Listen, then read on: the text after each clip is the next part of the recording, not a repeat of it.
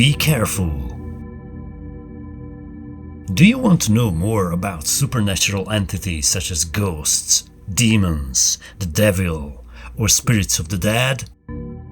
Have you ever wished to be able to contact and communicate with the other side? In her book titled Demons and Familiars, Melinda K. Lyons highlights "Be careful what you wish for." Be careful. Now that you know the devil knows you. Father Quinn says in the Pray for the Devil movie you can see on Netflix today. Several authors, sources, books and even movies warn us that occult devices, dark ritual practices, paranormal investigations and various trigger objects may attract the attention of dark entities. They state that even a little interest in the paranormal can attract malicious entities. Is it true? How does this work? What's in the background? Is being at the wrong place at the wrong time can be enough for the demonic to influence our life? How can we see all these from an academic perspective? How can we see the fear of the evil supernatural entities and forces through the lens of cultural anthropology? What does cognitive neuroscience have to say about our paranormal experiences and the fear attached to them? These are the questions I'm exploring today. If you are interested in the answers I found, stay with me. My name is Balázs Poyenki from HSPRC, and this is Mysterium Tremendum.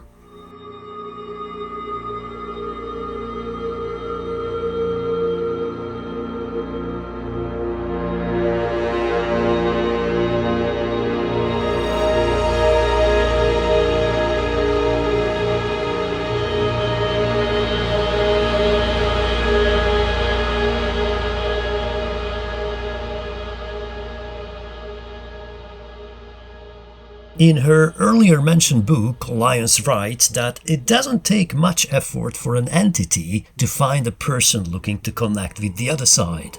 All it takes is a small amount of curiosity and an open mind for the spirit to begin to invest in the person's life. Unfortunately, there's a loophole. The entity doesn't always need to verbal consent from the living person to invest their life. All it takes is the person being at the wrong place at the wrong time, such as a person going to a known haunted location to conduct EVP sessions. This person will conduct their experiments, do what they can to catch credible proof of the other side, and then go home.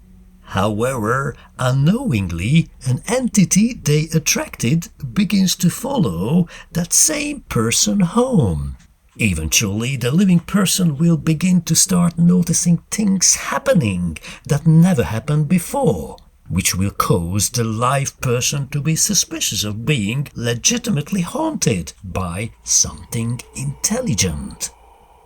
These entities don't always need a personal invitation. Sometimes they will simply follow the living person while they unknowingly bring it home because there was something about the person the entity liked and wanted to invest in.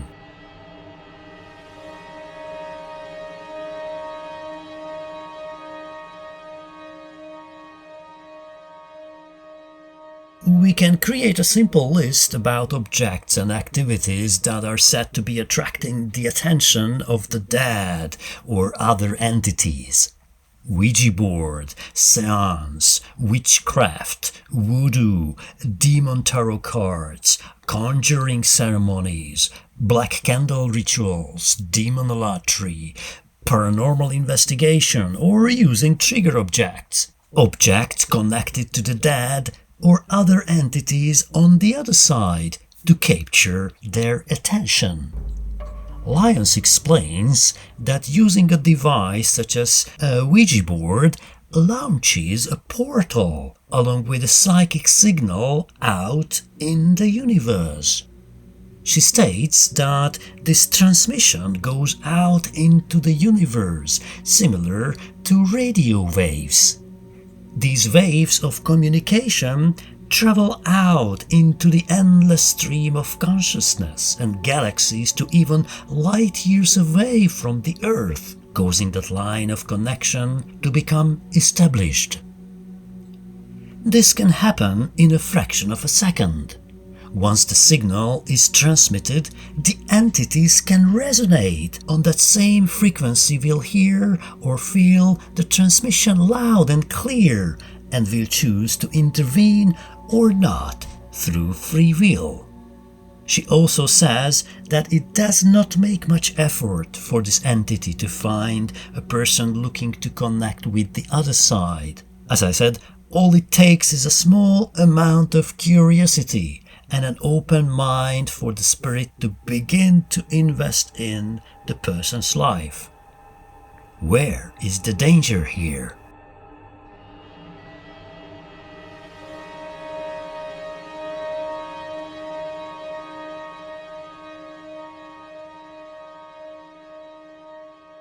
Lion stresses that the dark beings have been roaming the Earth plane for thousands of years.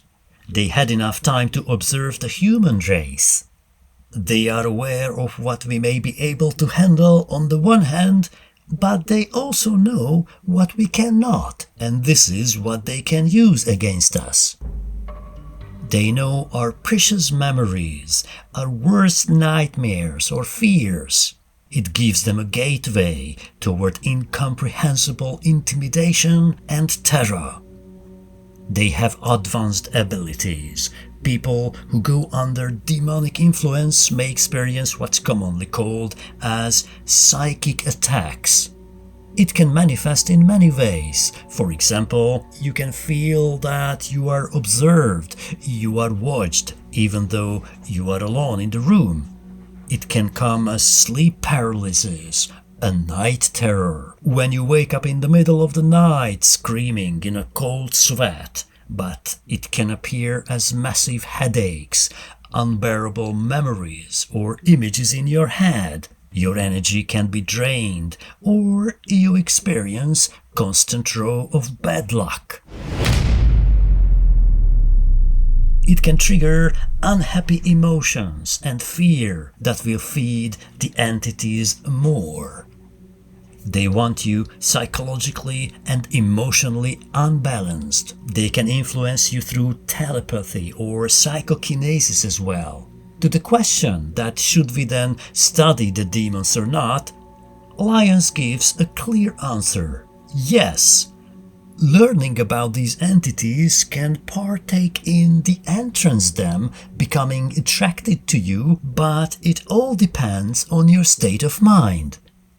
Some people believe that it's best not to educate oneself on the diabolical forces. Lyons says it is wiser to know your enemy.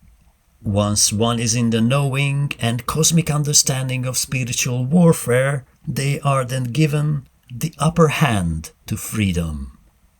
Well, I agree with Lyons that we better get to know more, explore further, and expand our understanding, because we can use this knowledge as a resource when we need to cope with challenges or when we help others to deal with theirs. I, however, prefer a multidisciplinary approach, so I invite you to join my journey to some more scientific areas.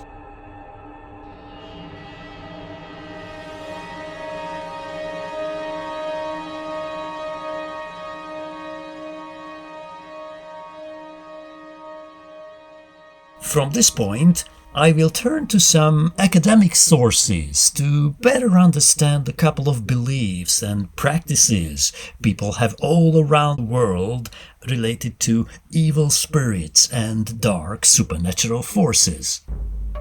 Around 2016, Croatian anthropologists found decreased beliefs in the mountainous area of Croatia about witches, the Mora, who are the nightmare witches, fairies, werewolves, and the Vremenjak, an individual with supernatural abilities to predict the weather. Beliefs in characters such as the Krsinks, who, according to belief legends, could heal people, have been substituted by doctors in today's world. They think that the fear of the dark beings disappeared because of the arrival of electricity and artificial illumination to the villages. They also think that belief legends indicate that man used to be afraid of unknown forces that made them do bad and violent things, because they believed such acts might make them turn into werewolf after their death. Beliefs like this also explain why people perform the holy sacrament of baptism on newborn children immediately after birth. They did so because they were afraid that the soul of a child who passes before being baptized could turn into storm demons. During evening get-togethers, people would tell stories based on the belief legends about supernatural beings in order to make the children afraid of wandering outside the village on their own or leaving their house at night. In other words, belief legends about supernatural beings were used to establish rules of good and desirable behavior, as well as to make potential transgressors of commandments and norms afraid. We can see that the main purpose of such belief legends was to keep the sinners in fear. Belief legends about witches, fairies, werewolves, and other supernatural beings that were present among inhabitants of rural, traditional areas have been transplanted into films and serials such as Harry Potter, Dracula, Pan's Labyrinth, and many others. Croatian folklorists highlight the fear-inducing role and characteristics of supernatural beings, since fear is a significant aspect of belief legends. Anatolia, also known as Asia Minor.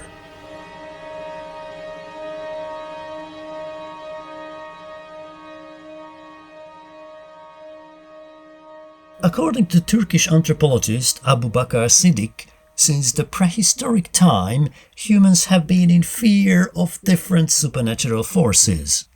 While there is no scientific evidence about their existence, most of ancient and present religious communities still contain various accounts about supernatural beings.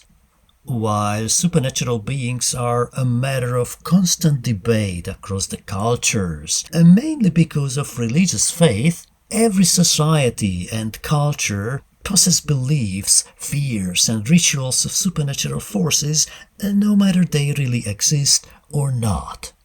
However, beliefs in supernatural beings, their types, and the level of effects are varied according to regions and cultures.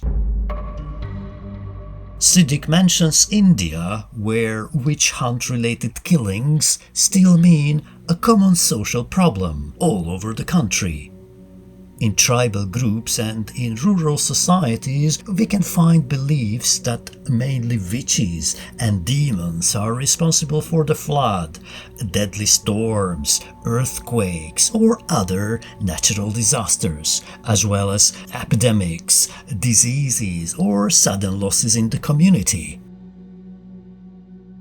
Siddiq reminds us that the earliest writing records about the belief systems in Mesopotamian and Egyptian civilization have shown that people have believed in spiritual beings such as angels, devils, demons, witches, and monsters, alongside their beliefs on gods and goddesses of different natural power. Anatolian societies were influenced by them, especially related to witchcraft and demonic possession. In his 2018 study, Siddiq interviewed 100 people. It turned out that 96 of his research subjects believed that genies, demons, angels, and ancestral spirits exist. They claimed that they believe in these 4 supernatural beings mainly because they are mentioned in sacred books such as the Quran or the Bible. 29 of them said that they experienced the existence of supernatural beings, mainly genies, around and inside of their body. Some even claim that genies have been living with them for over 10 years. During the interview, some of them said they dream about their associated genies whenever they sleep, in most cases in a form of an unknown woman. Sometimes genies appear in front of them while especially attempting to perform morning or evening prayers. 2 subjects claimed that they are married to genies and even have children with their genie wife and husband. 2 subjects claimed they control some genies. They work as professional healers, mainly of supernatural, spirit and demonic possession-related problems. Taking certain amount of fee, they provide different treatments of physical and psychic health-related problems. One subject, a 24-year-old university student, had been suffering from chronic nightmares. She claimed that genies come and try to hunt her at almost every night. However, the soul of her father, who was a priest, always saves her from these monstrous genies. In most cases, the nightmare of this girl ends by waking up with terrifying scream and heavy sweat. Please remember that this is exactly what Lyons wrote about in her book on demons and familiars in Alaska. Some subjects in Siddiq's study claimed that the spirits are omnipresent and able to take different shapes and forms in different situations. On the other hand, most of the interviewees believe that genies share human territory. Only 4% of the subjects in this sample did not believe in spirits or supernatural forces at all. Siddiq found that most of the interviewees believe that angels and ancestral spirits always help humans in different crises and special needs, while demons, devils, evil eyes and black magic constantly harming and bringing misfortunes on humanity. On the other hand, genies have the capacity to both harm and help people. It is believed that if a genie possesses somebody, it usually does not want to live in an easy way. Genies can even have severe effects long after they leave from the victim's body, with proper treatments by the faith healers. Siddiq says that in most cases, the possessed patients often report that they felt the demonic forces entering their bodies and moving inside their different organs. This eventually forced them to act strangely, with multiple faces behavior and very odd movements. Demons and bad genies are believed to seek newborn babies most. It is also widely believed in the region that mainly genies can frequently kill newborn babies. Siddiq refers to a 79-year-old woman in Diyarbakir who claimed that genies killed her 8 newborn babies and small children in her early age of married life. All of her babies died before they reached their 2 years of age.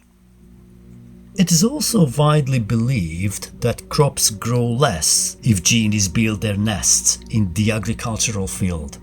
People usually do not want to go into the crops field after darkness falls. People also believe that evil eye and black magic have severe effects on human body as well as crops, animals, and any kind of wealth that somebody can possess.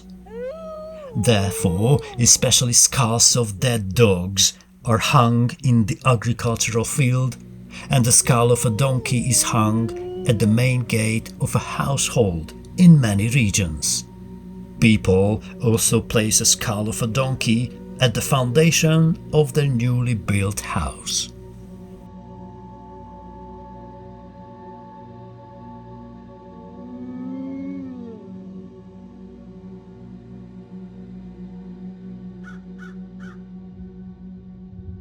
People believe that demons and genies typically live in filthy, swampy and marsh areas, and they are active inside human locality late night and early morning. Therefore, people usually avoid dirty places and do not prefer going out during the dawn and dusk when supernatural creatures come out for feeding. New mothers stay very careful and keep garlic or iron while going to the bathroom and hide for 40 days after giving birth, because traditionally postpartum stage is believed to be the most dangerous period of demonic possession. New mothers also do not go out of the house for shopping or any other purposes, and they always keep a piece of iron and a mirror next to them while staying in a postpartum room or a house. All people are scared and behave abnormally during the period of demonic possession. Being so scared, many people finally give up performing prayers or any rituals because they believe the ritual makes their associate demons angry and aggressive.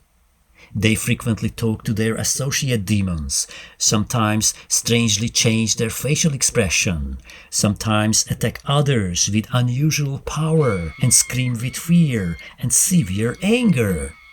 Family members, neighbors, and relatives also become scared and avoid talking or coming close to these victims. People often keep distance for a long time, even after they get well.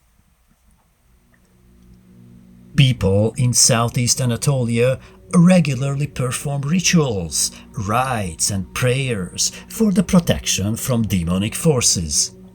They also maintain some personal, family and social norms. For example, they are not talking about demons, not combing their hair at night, not throwing stones or any hard objects in the air, and so on, to avoid the demonic influence, which have been the traditional and cultural components in the region.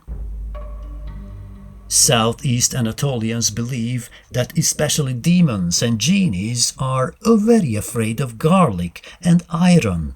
Therefore, using iron necklace, amulet or garlic is the first object for the treatment of a possessed patient. People always keep a mirror next to the victim because they believe that genies and demons die of fear when they see their scary faces reflecting in the mirror.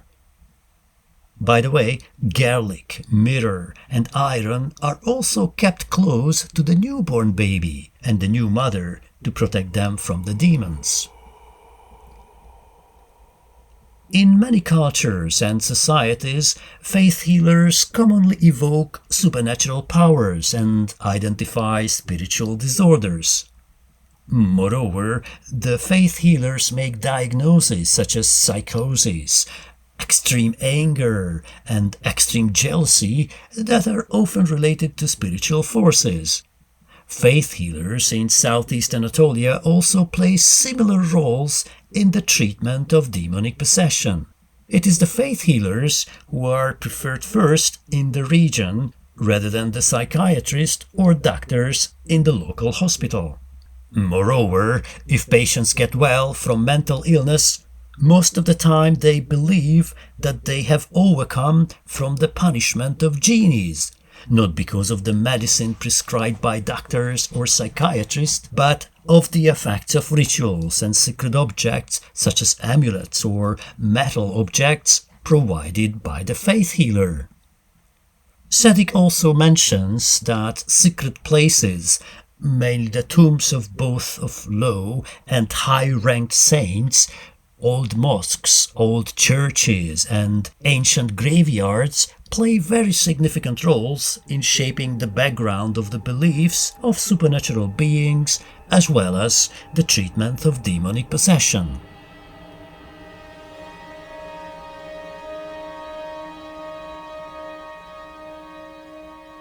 I will close this episode by having a closer look at the psychological factors of our topic.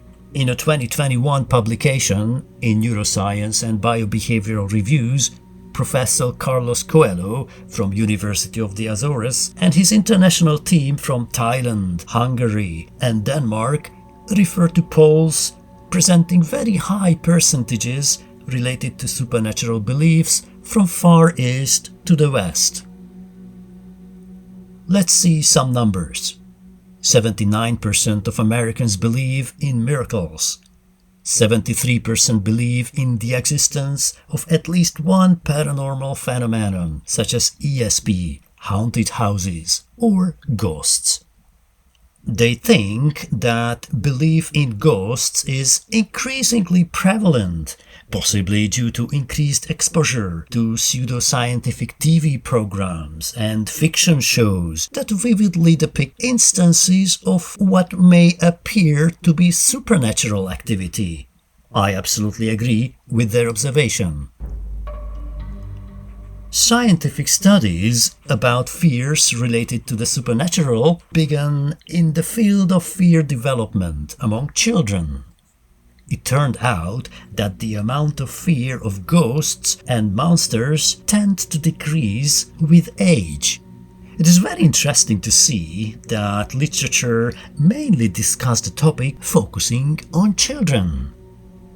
Studies focusing on adult fear of the supernatural started to increase only during the last 2 decades. One of the challenges researchers found is that only few adults admit to fearing ghosts when home alone at night.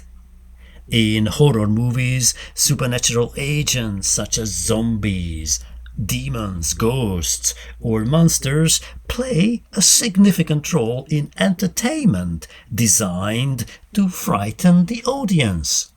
I plan to dedicate an entire episode to this exciting topic.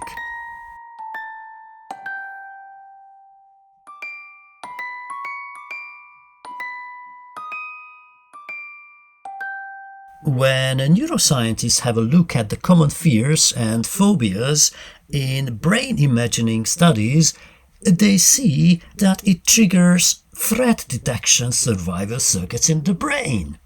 In a study conducted in 2021, it turned out that horror movies with supernatural elements tend to trigger the same networks as real-life stimuli. This result means supernatural fears recruit the same brain mechanisms as natural fears. It also turned out in a 2018 study that phobia of the supernatural is more common than usually thought. It also has consequences on the person's well-being. It may prevent individuals from seeking professional help due to shame, while they actually experience challenges related to sleeping, social relationships, or work. Today, scientists agree that fear of the supernatural is worth taking seriously, despite the cultural stigma associated with it in some parts of the world. It seems that fear of the supernatural can be easily learned, remembered, and fear conditioned. Supernatural agents such as demons can easily become fear targets because they exhibit a combination of attention-grabbing and memorable characteristics. From a psychological point of view, it is an exciting question to ask: what is the relation between belief in supernatural entities and events, for example, demons and demonic possession, and fear of them? What we now know is that supernatural beliefs likely have serious consequences for both physical and mental health. It can be panic, OCD, obsessive compulsive disorder, or even agoraphobia. I cannot highlight enough the fact that people with deeply held spiritual beliefs often see psychiatrists and psychologists as unhelpful or downright threatening. This typically leads to a conflict between the secular or scientific and the sacred religious or spiritual views. This conflict may discourage the person with mental illness from seeking psychological care. Another question academic researchers tend to ask is why well-educated Western people still believe in things that seem so irrational. Again, what we know is that believing in supernatural agents comprises multiple variables: emotional, experiential, developmental, and cultural factors. People with a greater capacity for analytical thinking seem to be more skeptical about religious and supernatural, paranormal concepts. Ideas may be unexamined or examined lightly and not questioned, reconfirmed, modified, deepened, or rejected by someone who is intuitive or less analytical. If you do this more often, you may become more vulnerable to the initial acceptance bias. If you are an analytical thinker, you may also be open to accept a presented idea at first, but then you will examine it critically. This led the scientists to a dual process theory. It says that the intuitive and the analytic cognitive processes are independent processes. They have different neural and evolutionary foundations.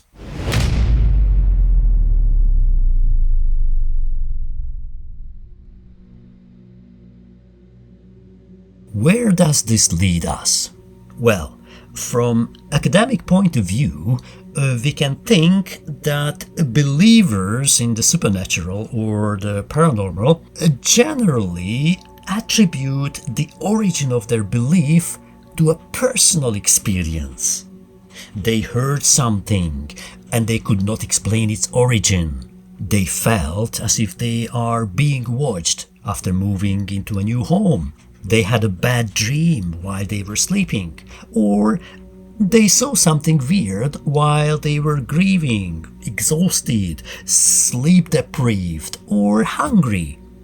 In these cases, it seems reasonable to assume that such believers have misinterpreted certain stimuli and that their interpretation of the event is crucial in shaping their belief.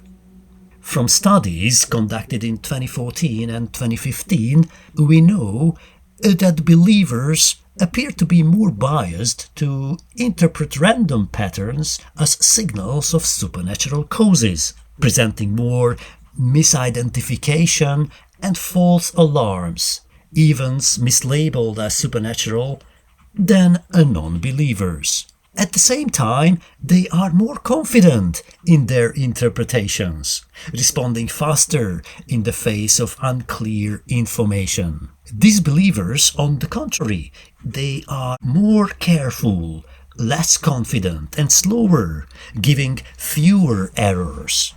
It seems that intuitive processing correlates with a tendency to perceive a stimulus when none is presented. In science, we call this type 1 error or false positive. Intuitive processing makes us perceive patterns in ambiguous stimuli as well. Believers in general seem to be more attuned than non-believers to internal rather than external reality. They also score higher on measures of imagination, apophenia, and creativity. It is also an interesting finding that believers are often afraid to question God's nature and challenge secret aspects of life. In contrast, non-believers, when faced with ambiguous stimuli, go over multiple interpretations, many of which are then discarded. Intuitive thinkers might be more likely to believe in, memorize, and fear supernatural causes, as such people are more prone to relying on their first impression. Fear itself can favor intuitive thinking and a more superficial approach to the problem. In the brain, emotion processing and intuitive thinking have separate circuits. When they work together, we may arrive to conclusions like, I was scared because I saw a ghost. The association between the fearful body state and concepts of the supernatural may reinforce fear of the supernatural and result in conscious experience and memory.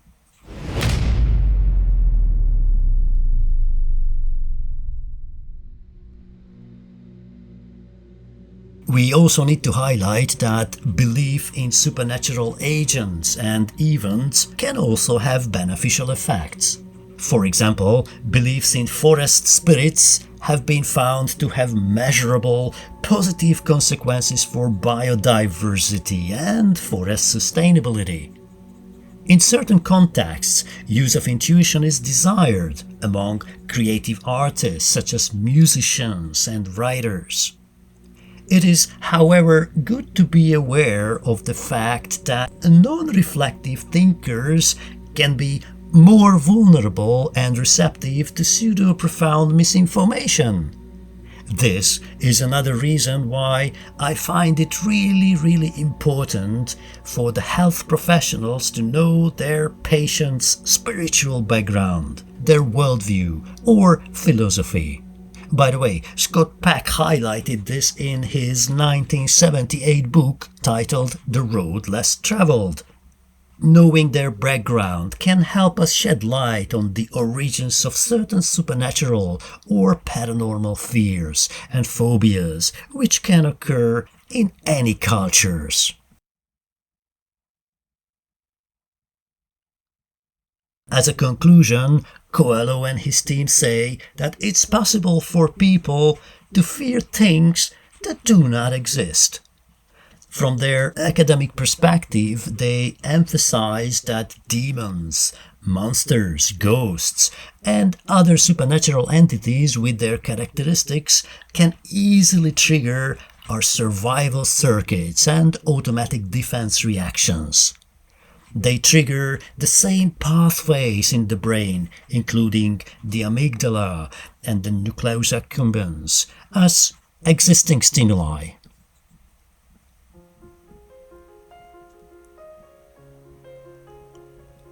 I am fascinated by these findings because it clearly shows why we actually need to be careful, mindful, and alert enough every time we talk with people sharing their paranormal or anomalous experiences, weird and frightening experiences with us.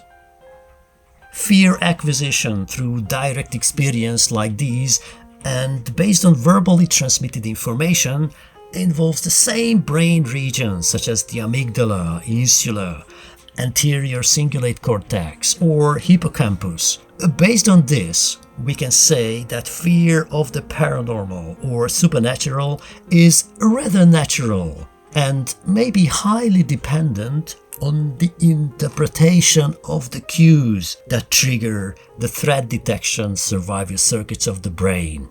So let us be careful how we interpret the signals in special circumstances, especially if they are ambiguous. Don't stop at the first conclusion and ask more questions.